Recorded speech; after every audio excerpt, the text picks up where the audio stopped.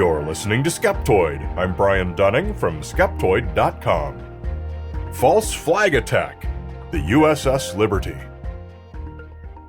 A false flag attack is when one party stages a fake attack upon themselves to make it look like an enemy was to blame, thus justifying striking at the enemy.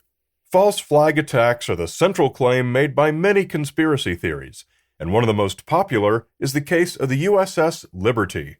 This was an American ship in the Mediterranean during Israel's six-day war with the Arab states in 1967. Although the United States was not involved in the conflict, the ship was attacked and nearly sunk by Israeli forces, killing 34 American sailors. Officially, it was a case of accidental friendly fire, for which Israel accepted full responsibility and paid reparations. But many to this day consider that it was a false flag attack, and that the Americans and Israel conspired to stage the attack for some hidden purpose. This is a difficult topic because the issue of Israel looms large over every part of it. Because Israeli forces are the ones who attacked the ship, and because of the tenuous and divisive nature of the United States' political relationship with Israel, official accounts of the episode tend to walk on eggshells. If you point the finger at Israel, you get called anti-Semitic. If you diplomatically omit any mention of who attacked the Liberty, you get accused of covering it up. Survivors of the Liberty often express frustration over the omission. Citations issued to American sailors after the attack do not mention Israel. The monument at Arlington, where 6 of the sailors are buried, does not mention Israel. Survivors feel the United States cares more about appeasing Israel than it does about honoring the American sailors who fought and died. So be aware that this is an emotional and contentious issue, but it's orthogonal to today's topic. Important as it is, it's mostly, but not entirely, outside the scope of what we're going to talk about today. However, one part of this that is definitely germane to our topic is that anti-Israel sentiment, driven in no small part by the American hesitance to place the blame for this attack, is, in turn, a major driver of conspiracy theories. Anti-Semitism and anti-Israeli sentiment are not the same thing. One is racist and the other is political, and political opinions are perfectly valid. But they definitely feed each other and often pursue the same goals. Together, they guarantee that conspiracy theories placing blame for anything on either Jews or Israel will be around for a long, long time. The USS Liberty was a Belmont-class electronic spy ship. Originally a World War II cargo ship, she was refitted and relaunched in 1964 as what the Navy called a technical research ship, nominally doing scientific research or whatever, but actually monitoring radio communications in whatever part of the world they were stationed in. In 1967, the Six-Day War pitted Israel against 6 Arab nations in a very violent and destructive conflict in which over 10,000 combatants were killed. Amid the prevailing belief that the Soviet Union was providing aid to the Arab states, the Liberty was planted just outside Egypt's territorial waters, listening and learning.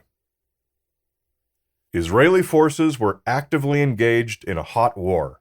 Their fingers were on their triggers, and they were on high alert. What follows is the short version of what happened.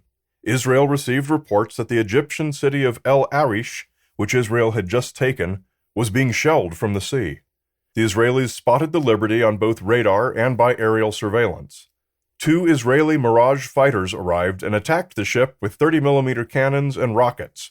As it was not a combat ship, the Liberty had only 4 inadequate 50-caliber machine guns with which to fight back. Next, 2 Israeli Super Mister fighters arrived, strafed it, and dropped napalm bombs, engulfing much of the ship in flames. The attack was broken off when one of the pilots recognized the ship's hull marking, AGTR-5, was in the Latin, not the Arabic, alphabet. Like everything else about the event, there are contradictory accounts of whether these communications to break it off were received by the 3 Israeli torpedo boats that had been tracking the Liberty. They now closed in, and their commander recognized that the Liberty had no artillery and could not have been shelling El Arish, so he attempted to radio it for identification. Liberty's Captain McGonigal had only a handheld signal lamp still functioning, which he tried to use to answer, but the Israeli commander recognized that this was how Egyptian ships communicated. He grabbed a book of Egyptian naval vessels and, by the profile of the ship, identified it as the Egyptian transport ship El Qusair, and attacked. The 3 torpedo boats opened fire with their 20mm cannons. They fired 5 torpedoes, 4 missed, 1 struck the Liberty's research compartment, killing 25 intelligence servicemen. Only when the torpedo boats were close enough to read the Liberty's markings in Latin letters did they break off as well.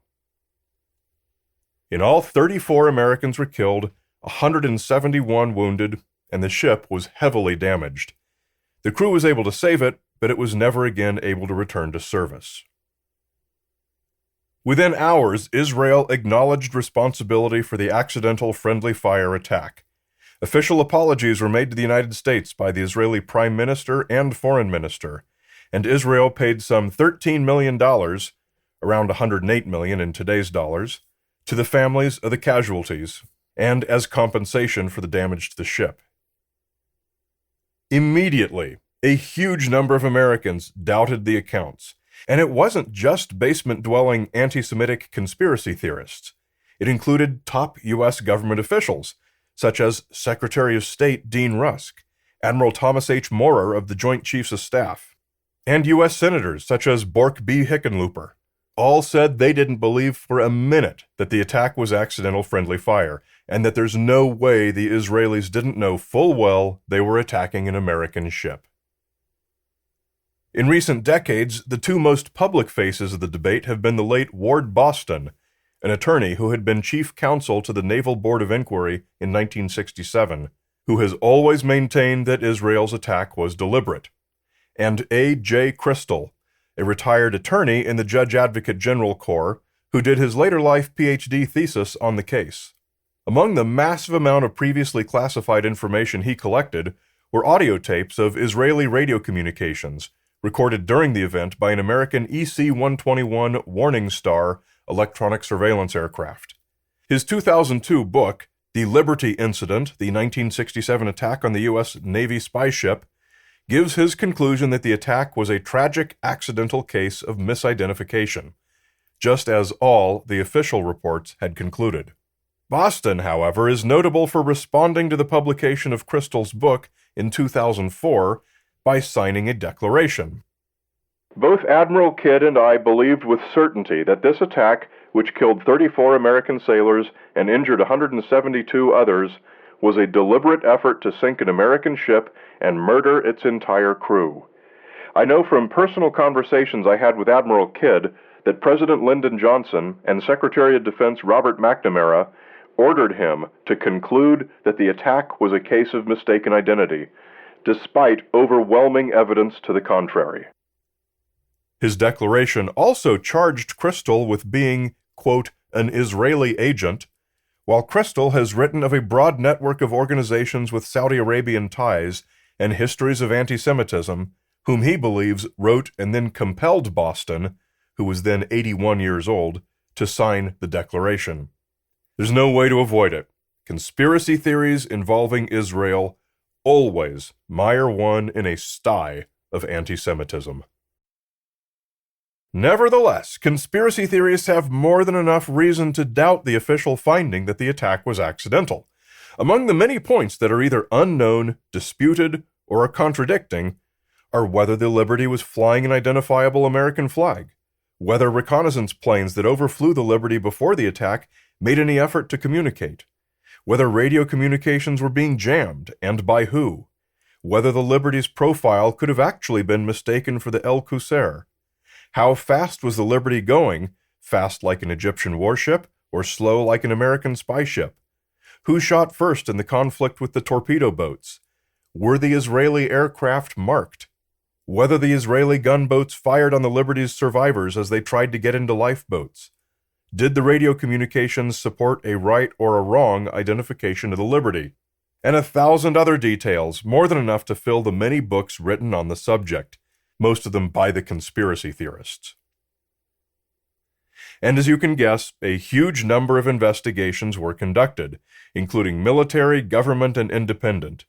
Every one of them, every single one, concluded that the attack on the Liberty was an accident, resulting from gross negligence, failure to follow procedures, and poor communications, and that Israel bears full responsibility and everyone involved should be punished accordingly. Remember, the Liberty was in an active war zone. The Israelis were shooting and being shot at every day. And at the time they turned their weapons on the Liberty, it was just one more enemy target. This heightened state was, no doubt, a major contributor to the Israelis' negligence.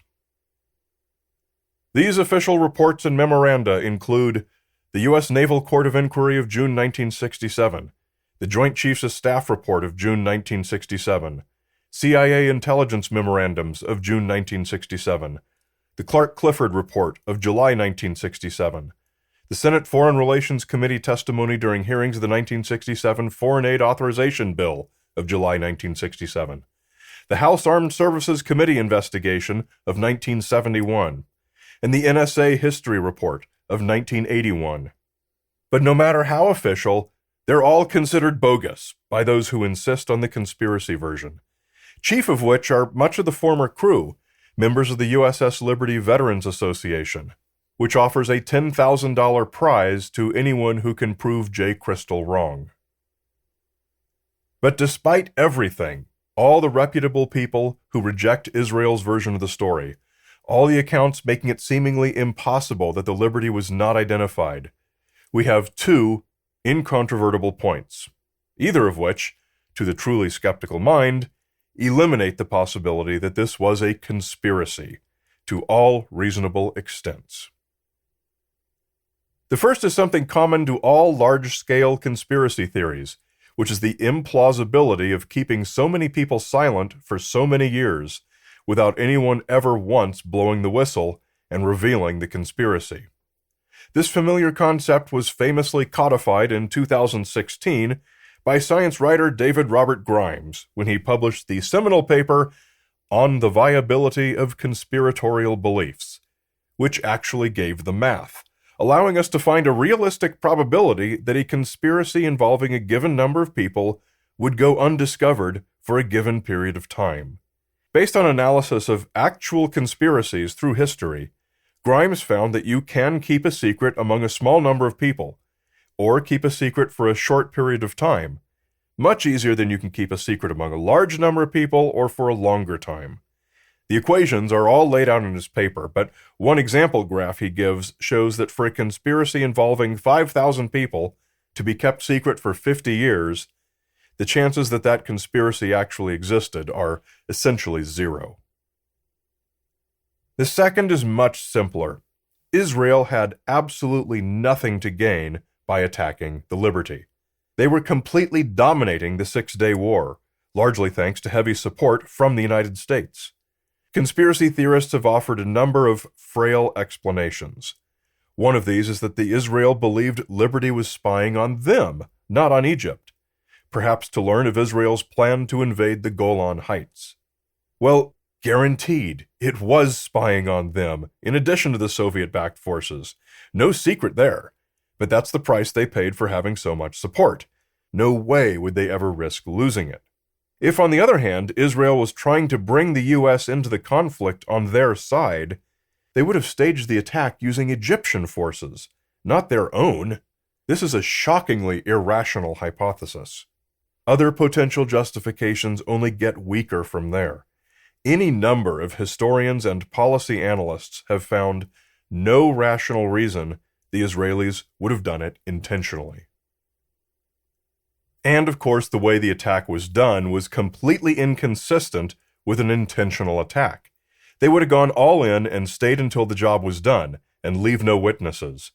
They wouldn't have stopped after only hitting it with one torpedo, identifying it, and then staying around to render assistance, which is exactly what they did. But there's really nothing one can say about incidents such as these that has any impact. People unfamiliar with the event are generally open to hearing the historical version. People who have been obsessing over it for decades are certainly not going to change their mind from whichever version they are immersed in. Especially when Israel and anti-Semitism are involved, obsessives are generally so deeply ideologically invested that facts no longer play any role in what they believe. And in light of this, the attack on the USS Liberty is an important lesson for all of us in keeping our priorities straight. Keep your emotions separate from your understanding of the facts.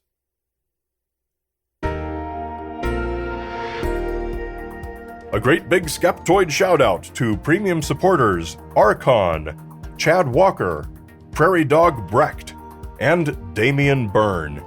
Your premium membership is what keeps us afloat. If you love the show, then make this a two-way street.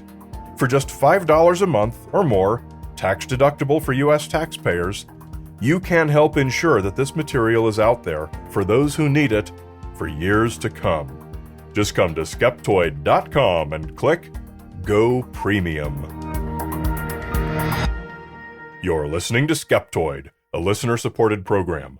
I'm Brian Dunning from Skeptoid.com.